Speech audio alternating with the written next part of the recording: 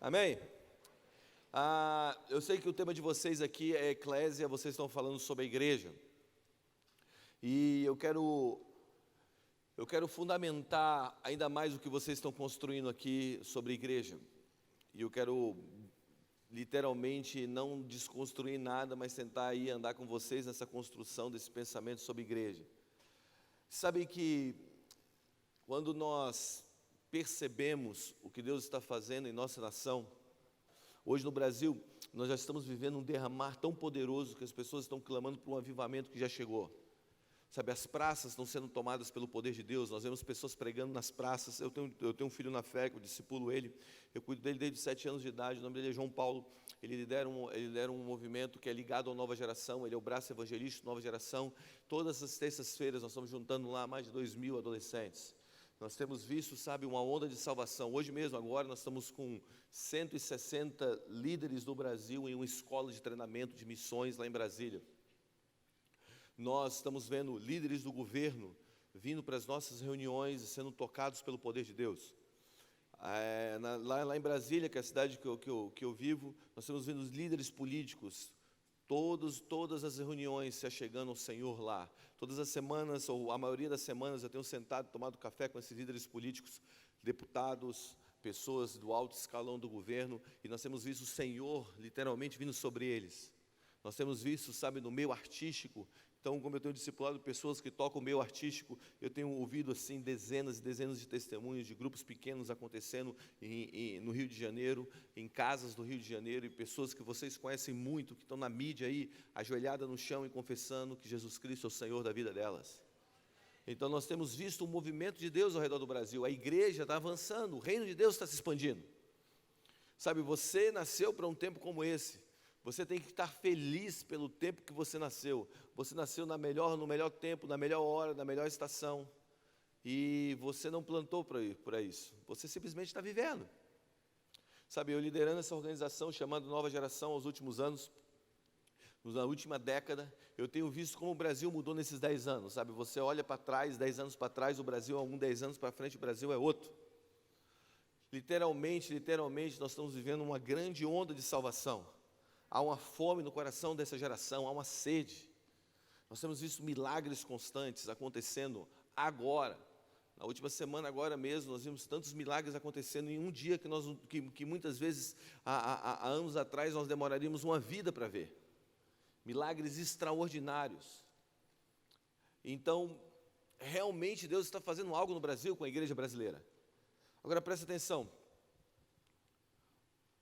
Hoje, no Brasil, nós somos quase ou mais de 1/3 que professa a fé em Jesus Cristo como Senhor e Salvador, a sua fé protestante. Então, hoje no Brasil, nós não temos mais problema de termos uma igreja influente, uma igreja, na verdade, nos lugares de influência. Hoje nós não temos problema com salvação. Hoje, se você cuspir, as pessoas aceitam Jesus, cara. Se você falar até aquilo que não deve se falar, as pessoas aceitam Jesus. Se você cantar, atirei o pau no gato, as pessoas aceitam Jesus. O que está acontecendo no Brasil é um avivamento. Deus botou o holofote sobre o Brasil. As nações estão desejando o Brasil. Eu não sei se você sabe, mas eu sou um cara que tenho viajado a algumas nações, e o mundo está olhando para o Brasil. É a nossa hora. É o nosso momento. Está todo mundo dizendo: ei, Brasil, você é a bola da vez. Agora nós precisamos entender o seguinte, que o objetivo da expansão é a ocupação. O objetivo de expandir, de ver a igreja crescer, é ocupar os lugares com a igreja. Hoje, apesar de nós termos um índice de crescimento de evangélicos no Brasil assim gigante, nós continuamos ainda com um caos social. Nós continuamos ainda com dilemas sociais que a igreja foi chamada para ocupar esse lugar e solucionar esse tipo de problemas. Hoje nós temos no Brasil, ano passado, 60 mil pessoas morreram de morte, assassinadas, de morte à mão armada, ou seja, por arma branca, ou seja, por arma de fogo. 60 mil pessoas foram assassinadas ano passado no Brasil. Vamos lá, é uma bomba de Hiroshima caindo no Brasil todos os anos. Então nós temos um avanço da igreja, mas nós não temos uma influência da igreja. Nós temos um número de crescimento considerável de cristãos, de pessoas vindo a Jesus todas as semanas em nossas reuniões, nas praças, nas universidades, nas escolas de ensino médio. Mas aonde está a influência? Vamos lá. Deus não te chamou simplesmente para você ver um número de evangélicos, igrejas lotadas. Deus chamou para que essas igrejas lotadas se tornem então influência para as nações. Então você precisa entender qual é o real papel da igreja para o mundo. Olha o que diz Marcos capítulo 16, versículo 15. É o comissionamento da igreja. Diz assim: ide por todo mundo e pregai o evangelho a toda criatura. Diga, pregai o evangelho. Então, o comissionamento de Marcos 16, 15 é para você ir pregar o evangelho. Mas olha o que diz Mateus capítulo 28, versículo 19. É o mesmo comissionamento, mas sob um novo aspecto. Ide por todo mundo e fazei discípulos de todas as nações, batizando em nome do Pai, do Filho e do Espírito Santo, ensinando-os a guardar todas as coisas que vos tenho ordenado, e eis que estarei convosco todos os dias, até a consumação do século. O que ele está dizendo? Ide e fazei discípulos de todas as nações. Então, quando você pega Marcos capítulo 16, versículo 15, você está vendo um comissionamento de ir e pregar. Mas quando você entra em Mateus capítulo 28, a partir do versículo 19, você vai ver um comissionamento de Jesus dizendo: vai e faça discípulos de nações, ou discipule nações. Um é, vá e prega o evangelho. O outro é, vá e discipule nações. Nós estamos sendo muito eficientes na pregação do evangelho, mas nós como igrejas temos que aprender a discipular nações. Vocês sabem que nós como igreja, nós temos poder para ocupar as cidades ou para piorar as cidades. A Bíblia diz o seguinte, que quando você expulsa um espírito maligno, ele anda por lugares áridos e vazios, e ele volta para ver se a casa está cheia. E se a casa não estiver cheia, ou não estiver ocupada, ele traz alguns piores que ele, 7 piores que ele. Você lembra disso? Então olha o que a Bíblia está dizendo. E o segundo estágio é pior do que o primeiro. Porque a Bíblia está dizendo o seguinte: se você ganha um lugar, se você conquista um lugar, mas se você não ocupa aquele lugar, o segundo estágio daquele lugar é pior do que o primeiro. Olha para mim, eu quero que eu propor isso aqui. Que quando nós como igreja ganhamos pessoas para Jesus, mas não transformamos sistemas, não ocupamos lugares chaves dentro da sociedade e começamos um plano de transformação social, na verdade nós estamos piorando a nação em vez de melhorar a nação. Porque o cristianismo apenas de pregar não transforma a nação. Nós temos que pregar e ocupar. O papel da igreja não é um papel apenas de expansão, de pregação do evangelho. O papel da igreja é um papel de discipulado de nações. Você sabe que hoje os muçulmanos discipulam 5 nações diretamente. Então não adianta, cara, a gente virar 45 milhões, 50 milhões, 100 milhões de evangélicos no Brasil, se nós não tivermos uma mentalidade de ocupar os ambientes e transformar os sistemas. Deus nos chamou para discipular nações. O papel da igreja não é um papel apenas de pregação. O papel da igreja é um papel de ocupação. Você sabe que a palavra, talvez você ouviu falar sobre isso aqui, eu não sei, mas você sabe que a palavra eclésia não é uma palavra que Jesus inventou, já existia a eclésia. Os romanos, eles tinham a eclésia. A eclésia era um grupo de cidadãos romanos que era enviada a uma região ao qual o exército romano, o poder bélico romano tinha dominado pela força. E a eclésia era enviada àquele lugar, junto com um grupo de apóstolos. Apóstolos também não é uma palavra neotestamentária, não é uma palavra inventada por Jesus. Os romanos tinham apóstolos. E qual era o objetivo da eclésia dos apóstolos? Era transformar a cultura daquele lugar ao qual o exército romano dominou pela mentalidade ou para a mentalidade romana. Então um grupo de 300 cidadãos, 200 ou 300 cidadãos romanos chegavam e começavam agora a mudar aquela cultura. Então a igreja que Jesus fala, quando Jesus falou, vocês são a eclésia, vocês são a igreja, em Mateus capítulo 16, foi onde apareceu a primeira vez a palavra igreja. Na verdade Jesus estava comissionando, e vocês são apóstolos, Jesus estava comissionando o povo dele, o povo do reino, a não apenas pregar o evangelho, mas transformar os lugares.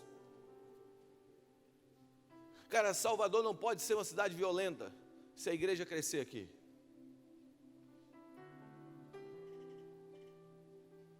Você sabe que A igreja que foi chamada para cuidar de órfãos e viúvas, não é o Estado. É bíblico. Você sabia disso? Está escrito na Bíblia, cara. Deixa eu mostrar um texto para vocês se assustarem, ou para vocês, sei lá, talvez faça algum sentido para você.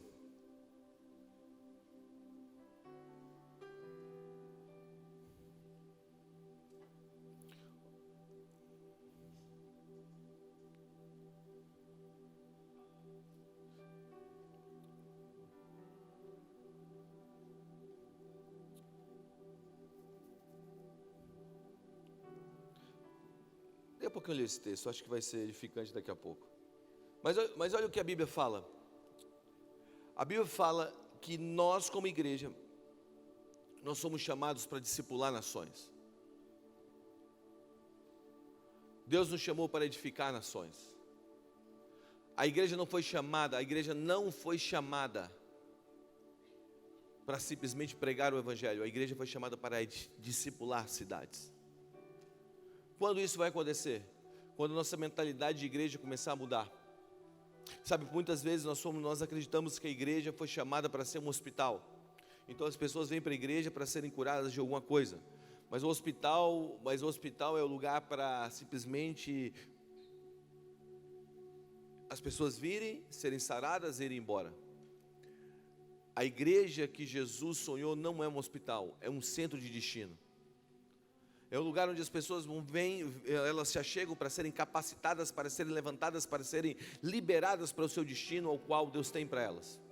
Então, o que eu quero propor no início dessa pregação, nessa tarde, é que existe dois tipos de comissionamento: um comissionamento de pregação e um comissionamento de transformação. E eu acredito que esse comissionamento de transformação, esse comissionamento do Senhor para a igreja hoje, é um comissionamento de levantar um povo para se posicionar nas esferas da sociedade e começar um processo de transformação nas esferas da sociedade. Deus não quer só salvar pessoas, Deus quer transformar sistemas. Você sabe que o primeiro homem a ser cheio, você sabe quem foi o primeiro homem a ser cheio do Espírito Santo na Bíblia? Está lá em Êxodo capítulo 35, versículo 31. Olha o que Deus disse. Disse Moisés aos filhos de Israel: eis que o Senhor chamou pelo nome Bezalel, filho de Uri, filho de Ur, da tribo de Judá, e do Espírito o encheu. Vamos lá. O primeiro homem a ser cheio do Espírito Santo na Bíblia chamava Bezalel. Agora, olha para que ele foi cheio do Espírito Santo.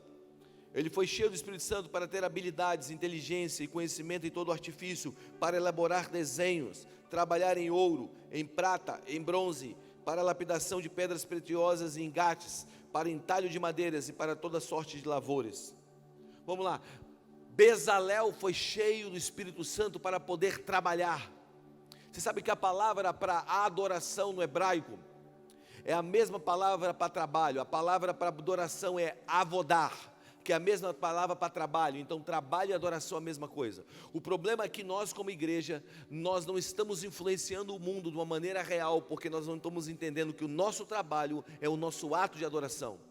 Existe uma estatística do Instituto Peter Wagner que diz que apenas 3% das pessoas que vão numa igreja um dia estarão em cima do púlpito pregando. Significa que as outras 97% nunca terão um ápice ministerial. Se o ápice ministerial da vida de alguém for estar em cima do púlpito pregando, se o ministério de alguém for simplesmente pregar em cima de um púlpito, o que significa isso, Guga? Significa que quando você está trabalhando, na verdade você está fazendo o teu ministério. Não existe separação entre aquilo que é sagrado e aquilo que é secular.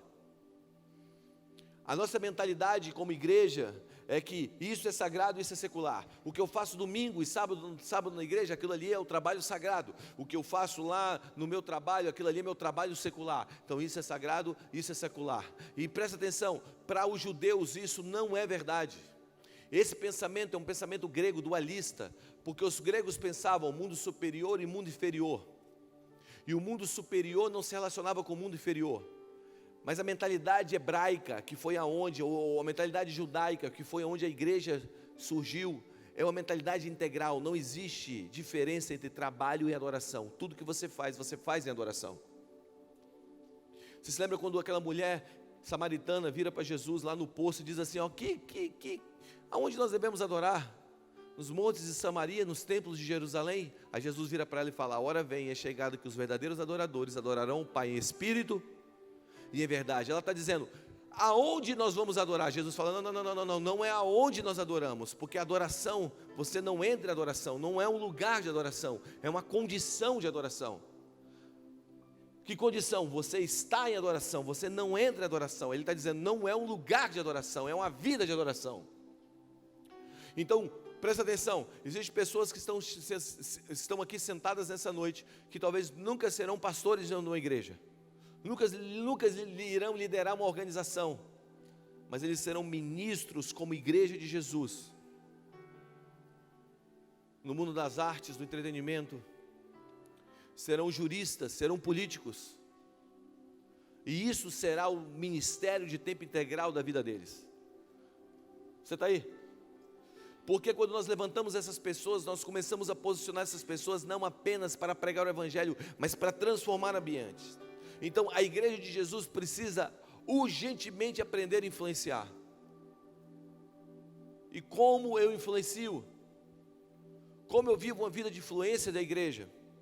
Número 1, diga, proximidade é influência. Diga, proximidade gera influência. Então nós temos que apagar essa linha entre sagrado e secular.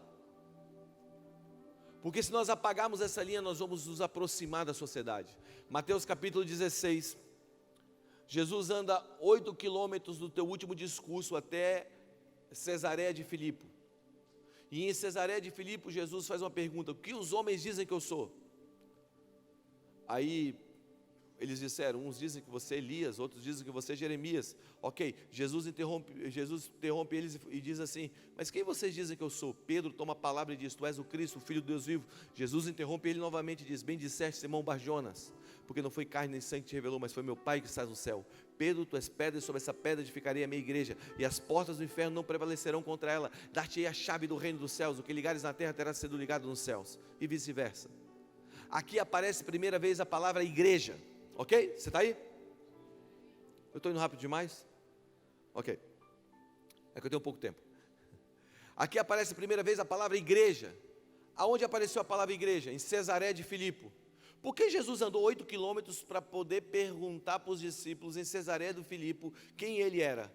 E por que Jesus andou 8 quilômetros para poder dizer, aqui nasce a igreja? A primeira vez que aparece a palavra igreja. Mateus capítulo 16. Eu tenho uma foto de Cesareia de Filipe na época de Jesus. Tem como colocar a foto aí? Essa é a Cesareia de Filipe da época de Jesus. Você está vendo ali 2 templos pagãos. O primeiro da tua esquerda é uma deusa grega da fertilidade, que ali acontecia bacanais, acontecia orgias sexuais ali naquele lugar. Então, o que você está vendo ali era um lugar extremamente promíscuo. Ali no meio ali, ó, ali naquele templo da direita ali, daquelas colunas mais altas, aquele templo ali era ao deus Pan. Pan, que deriva a palavra pânico, que deriva a palavra medo. Então Jesus levou os discípulos para o lugar do pânico e do medo. Jesus levou os discípulos, pode deixar a foto mais um pouquinho, por favor. Jesus levou os discípulos então para esse lugar, que era um lugar extremamente escuro. Nem um judeu que se preze iria num centro de adoração pagão. Esse lugar havia sacrifício de animais. Você está vendo aquele buraco ali, da direita? Aquele buraco ali? Se você for lá hoje, Cesareia de Filipe hoje, ainda esse buraco está lá. Esse lugar era chamado a porta do inferno. Então Jesus levou os discípulos para a porta do inferno. Jesus levou os discípulos para o lugar escuro e disse assim, aqui nasce a igreja. Você sabe onde a igreja nasceu? A igreja nasceu num lugar escuro. A igreja nasceu num lugar de medo e pânico. A primeira vez que a palavra igreja apareceu foi aí. Porque ele queria nos dar um sinal de algo. Ele queria nos mostrar que a igreja não foi chamada para estar nos lugares seguros. A igreja foi chamada para estar nos lugares escuros. Nosso problema como igreja é que a gente acha que se a gente for para um lugar escuro, se a gente for para um lugar que é um lugar de trevas, se a gente tocar naquele lugar, a gente vai se sujar com aquele lugar. Sabe, no Velho Testamento, quando um homem tocava um leproso, ele se tornava leproso, ele era afastado do arraial. No Novo Testamento, quando um sacerdote toca um leproso, o leproso é curado. Não são os lugares que nos fazem, somos nós que transformamos os ambientes. Você está aí? A igreja foi chamada para esse tipo de lugar. Mas sabe qual é o nosso problema? Nosso problema é que nós amamos as pessoas como Elias, que clama e cai fogo do céu. Mas nós não gostamos muito de pessoas como José. Quem é José? José é aquele que está inserido dentro do sistema, fica dentro do sistema, não se revela ainda um cristão, ele está inserido lá dentro. Nós chamaríamos José, os Josés da nossa geração de coniventes, porque eles serviriam um rei mau, mas quando eles se revelam, todo um sistema é transformado. Você está aí? Tem pessoas que estão sentadas aqui hoje, que foram chamadas, sabe, para o mundo político. Tem pessoas que estão sentadas aqui hoje, que como igreja foram chamadas para operar, sabe, no mundo das artes, do entretenimento. Se quiser pode tirar foto. E por muitas vezes você ter medo de ir para esse lugar, com medo de se sujar, você não está indo para esse lugar. Mas proximidade gera influência. Nós não podemos mudar aquilo que nós não nos aproximamos. Escute. A gente reclama da política da nossa nação, a gente reclama da economia da nossa nação, a gente reclama dos artistas da nossa nação.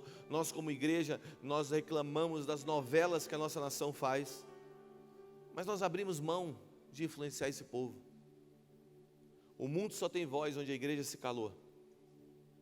Eu vou repetir, o mundo só tem voz onde a igreja se calou. Nosso problema é que nós nos calamos nesse lugar e o mundo criou voz.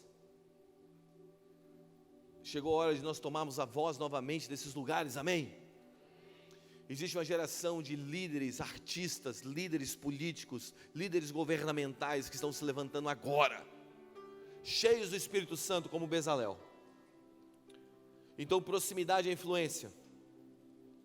Diga, proximidade é influência. Diga, eu tenho que apagar a linha entre o secular e o sagrado. Você tem que abandonar essa mentalidade do que você faz aqui é sagrado, o que você faz lá fora é o teu trabalho secular. Não, você está fazendo o teu ministério lá fora. Deixa eu te dar uma estatística de judeus.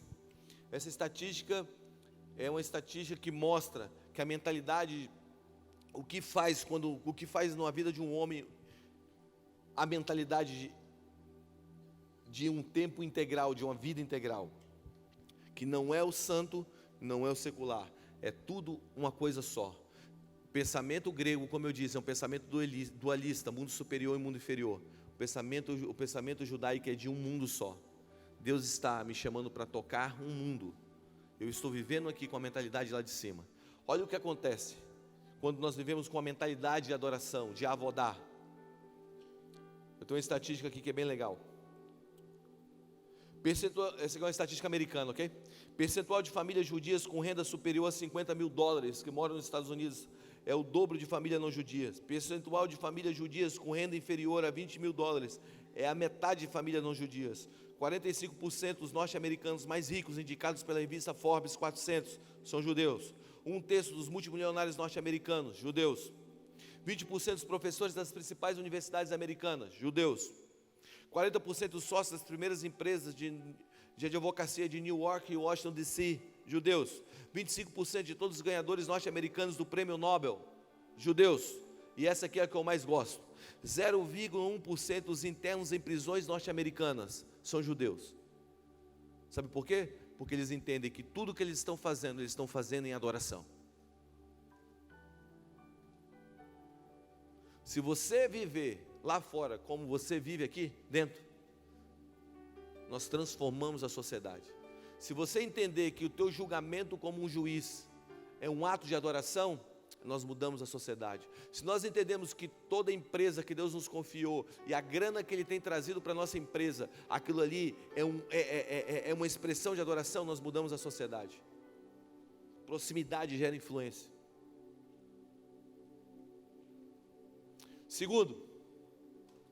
Segunda coisa para nós voltarmos a vivermos uma vida uma vida que influencia o mundo. Viver uma mentalidade do céu para a terra. Diga, viver numa mentalidade do céu para a terra. A igreja é uma instituição do céu, não é da terra. E a gente precisa ter uma mentalidade do céu e não da terra. É possível viver dentro de uma igreja e ter uma mentalidade da terra? Sim. Deixa eu explicar isso melhor.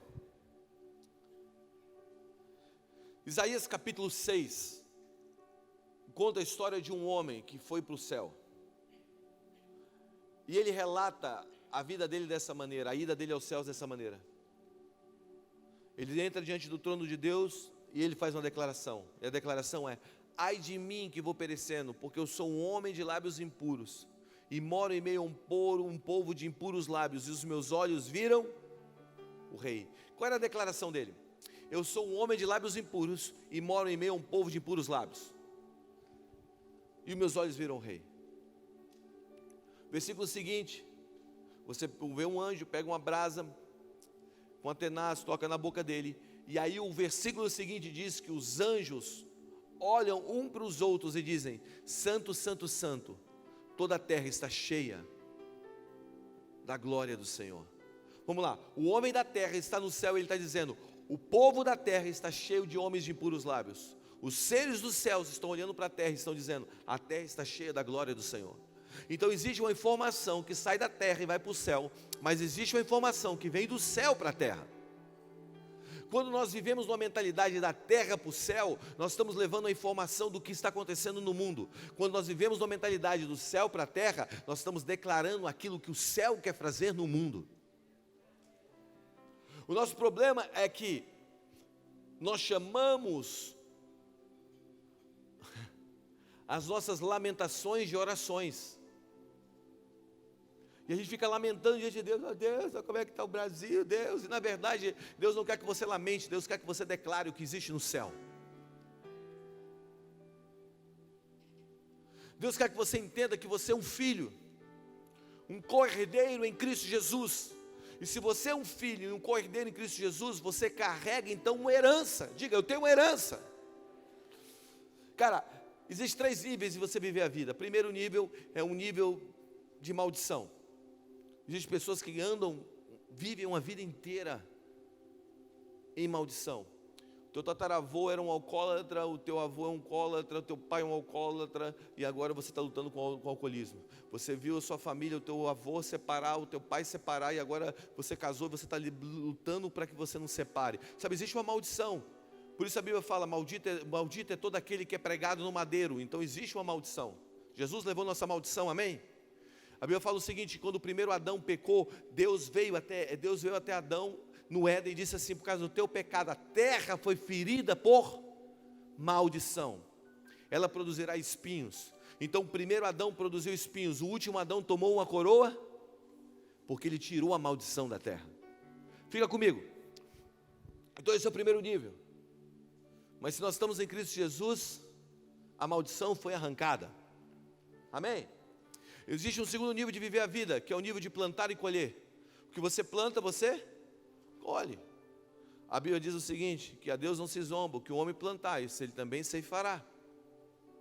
Esse é o segundo nível de viver a vida. Mas existe um terceiro nível de viver a vida, que é a vida do herdeiro. Você não plantou, você não semeou, mas alguém que veio atrás de você, plantou, semeou, se sacrificou, e agora você está vivendo por aquilo que alguém fez. Aqueles que estão em Cristo Jesus, foi-lhes dado o poder de se tornarem filhos de Deus, co-herdeiros em Cristo Jesus, de toda a herança do Pai. Então vamos lá, pensa comigo: se eu sou um herdeiro, eu tenho direitos. Direitos de quê? De viver naquilo que Cristo já fez. A Bíblia fala que você pede e não recebe porque você pede mal. O que é pedir mal? As pessoas pensam que pedir mal é uma coisa errada, pedir coisas erradas. É mais do que isso. Se você está na igreja, se você ama Jesus, você não vai ficar pedindo a mulher do teu próximo. Pelo menos não deveria, né?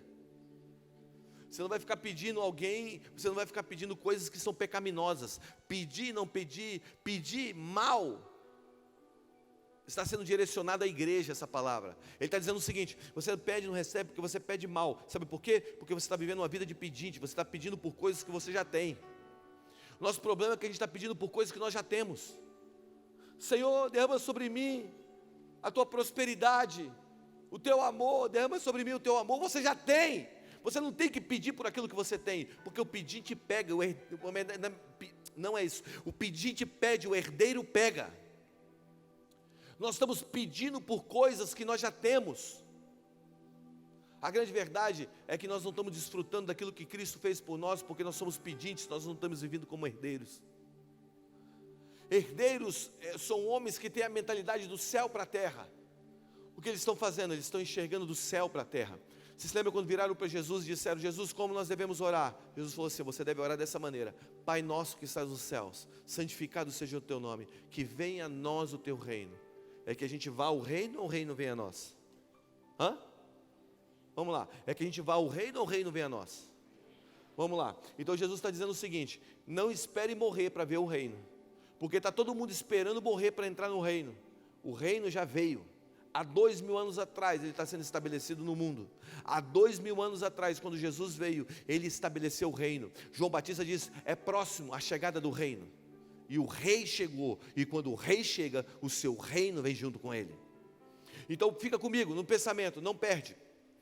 Então, venha a nós o teu reino, e que seja feita a tua vontade na terra, como ela é feita. Feita onde a vontade dele? Na terra, aqui na terra. Ele está dizendo: seja feito na terra como é no céu. O que ele está propondo é o seguinte, fica comigo. O que ele está propondo é que aquilo que existe no céu deve se manifestar na terra. Não aquilo que existe na terra deve ser levado aos céus, mas aquilo que existe nos céus deve ser declarado na terra. Quando você vive numa mentalidade de um herdeiro, você está agora com Cristo Jesus nas regiões celestiais, assentado com Cristo Jesus, e agora você está vivendo como? Isso é o poder de influência. Você está vivendo como? Você está declarando do céu para a terra as coisas que estão lá. Você está dizendo que vem aqui na terra. No céu tem doença? Não, então eu declaro cura na terra. No céu tem amargura? Não, então eu declaro libertação da amargura. No céu tem enfermidade? Não, então eu estou declarando a partir da mentalidade dos céus uma vida na terra. Isso é igreja. Igreja não é viver com os pensamentos da terra. Deixa eu ir um pouco mais fundo nisso aqui. A Bíblia fala que existe 3 céus. Ok? Tá chato, gente? Ok. E a Bíblia fala que existe 3 céus. O primeiro céu é esse céu que você vê das estrelas. É esse céu que você vê, que muitas vezes você passa angústia, dores, tribulação, medo. Esse é o primeiro céu. Alegrias. A Bíblia fala que existe um segundo céu, que é os céus onde há as batalhas espirituais, onde há anjos, onde na verdade há demônios, principados, potestades, estão nesses céus. Você lembra quando Deus mandou a palavra para Daniel? O príncipe da Pérsia segurou as palavras, para que as palavras não chegassem a Daniel. Então Deus manda Miguel. E ali você vê o arcanjo, você vê aquela guerra, e as palavras chegam a Daniel. Você lembra disso? Então esse é o segundo céu. Mas a Bíblia fala que existe um terceiro céu. O apóstolo Paulo relata que ele conheceu um homem que ele foi no terceiro céu. Não sabe se foi em carne, não sabe se foi em espírito, e esse homem esteve lá. Não existe um quarto céu. Esse céu é os céus dos céus, ou os céus do Senhor. É onde está o trono do Senhor. A Bíblia também diz que nós estamos assentados com Cristo Jesus nas regiões celestiais. É onde está o trono de Deus. Aonde está o trono de Deus? No terceiro céu. Se você vive da terra para os céus, medo, angústia, principados, potestades, dominadores está sobre você. Mas se você vive do céu para a terra, medo, angústia, tribulação, principados, potestades, coisas do passado, coisas do porvir, tudo está abaixo de você. Se você tem uma mentalidade da terra para os céus, você vai ter opressão. Mas se você tem uma mentalidade do céu para a terra, você vai ter promoção. Da terra para o céu, opressão. Do céu para a terra, promoção. A igreja precisa entender que ela foi gerada nos céus. Ei, Sabe por que nós não avançamos como igreja, cara? Porque nossa mentalidade sempre é uma mentalidade de flagelo. A gente sempre está confessando as coisas da terra para os céus e chamando isso de oração. Chegou a hora de você viver no poder da declaração, de você entender que Cristo te posicionou e agora você se move nele. Vocês vão se tornar minhas testemunhas em Jerusalém, Judeia, Samaria, até os confins da terra. Eu acredito de verdade que Deus está chamando uma igreja agora para ser influente no mundo. E essa influência vai vir com a mentalidade da terra para os céus. E eu vou encerrar com isso.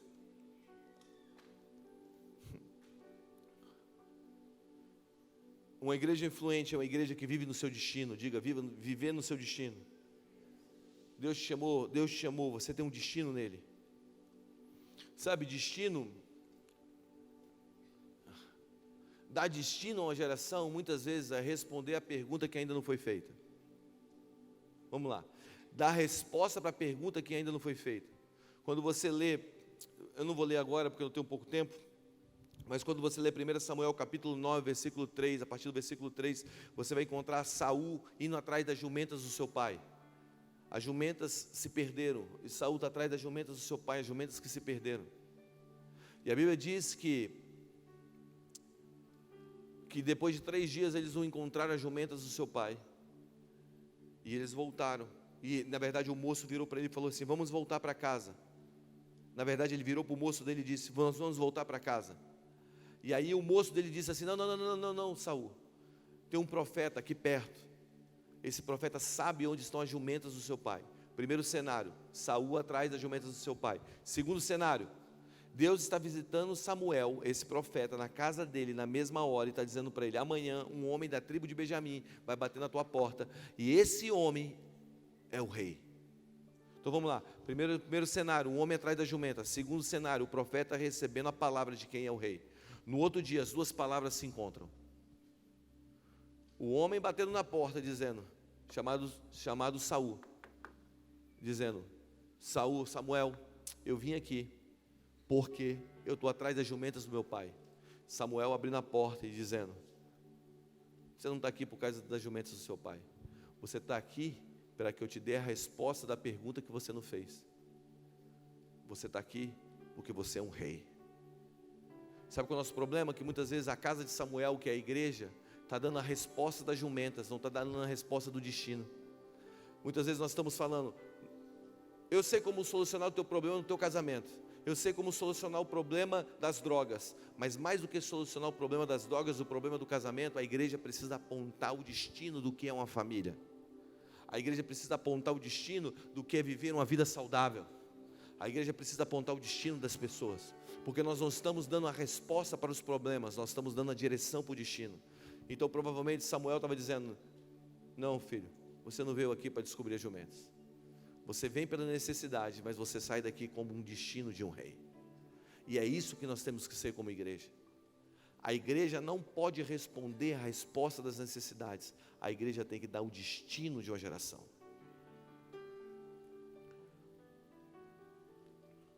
Como se parece um governo justo? Como se parece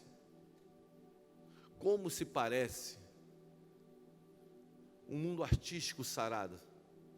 É isso que eu estou chamando vocês para viverem hoje. Alguns de vocês aqui foram chamados para a moda, outros foram chamados para o entretenimento. Alguns aqui estão sentados que estão querendo cursar fora do país, fazer universidade fora do país. Sim, vá, cara, Deus te chamou para isso, mas volte para edificar essa nação. Alguns foram chamados aqui talvez para serem jogadores de futebol, outros foram chamados aqui para serem líderes políticos dentro dessa cidade. Seja lá qual for o teu chamado, seja lá qual seja o teu desejo hoje, isso é o teu chamado. Isso é o chamamento de Deus na tua vida, para que você vá nesses lugares e influencie o mundo. Deus te chamou para você influenciar o mundo. Deus não te chamou para você vir para a igreja apenas cair no chão, se levantar. Eu amo isso, tá?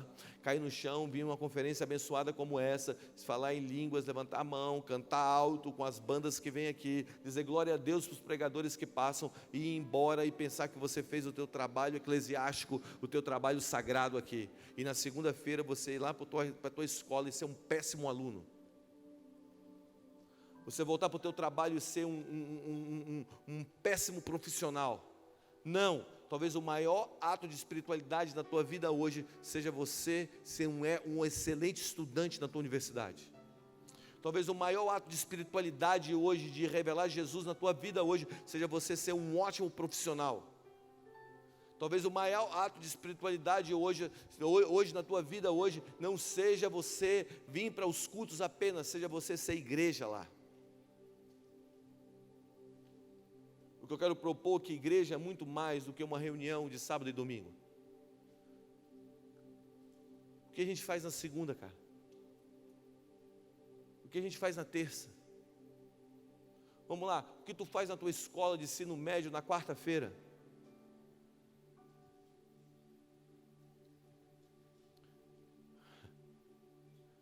Tem muito mais a ver com o cristianismo do que o que você está fazendo aqui dentro.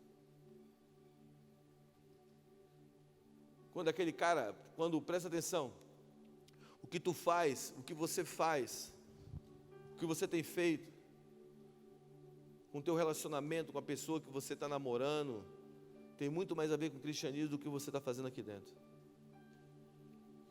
Tem muito mais a ver com o que é a igreja.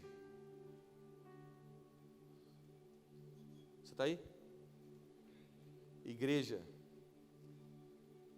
A igreja que Jesus disse em Mateus capítulo 16, é uma igreja em Cesareia de Filipe, num lugar escuro.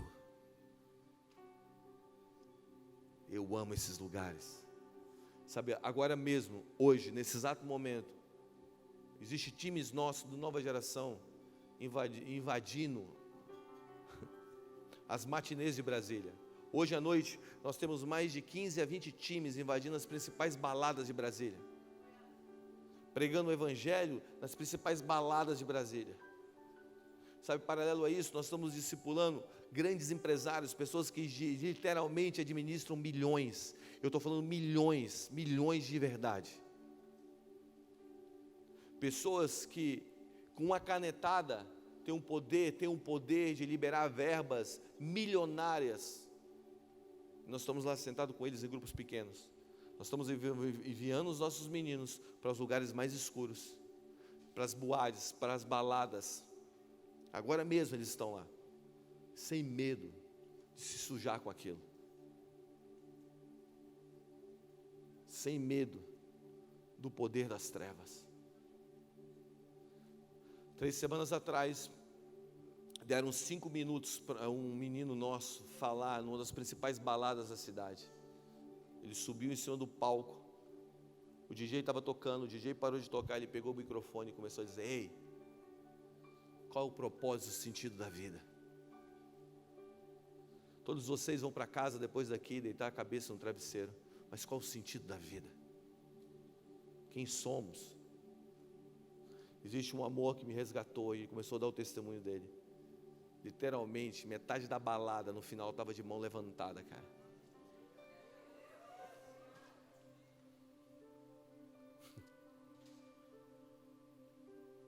Semana passada, eu estava pousando em Congonhas, na quarta-feira, uma menina me escreve dizendo: Guga, preciso falar com você agora, menina da nossa igreja, que trabalha com a gente. Eu falei: você pode me ligar? Ela me ligou, disse assim: eu estou desesperada, a única coisa que eu tenho na minha vida é minha mãe. Minha mãe é a única coisa que eu tenho na minha vida. Ela foi diagnosticada com um tumor na cabeça, e esse tumor está pressionando o cérebro e está pressionando a parte da audição, e ela já perdeu 70% da audição. Eu disse para ela: isso é uma obra de feitiçaria, leva ela para a igreja domingo, que ela vai ser curada. Domingo passado ela foi para a igreja, colocaram a mão nela, e quando colocaram a mão sobre ela, uma pessoa do nosso time viu uma agulha que entrava na cabeça de um bode. Ela tirou aquele negócio simbolicamente do mundo espiritual, orou por ela. Quinta-feira agora, Ela voltou ao hospital na terça, fez uma ressonância, na quinta-feira ela ligou 100% curada, sem nada.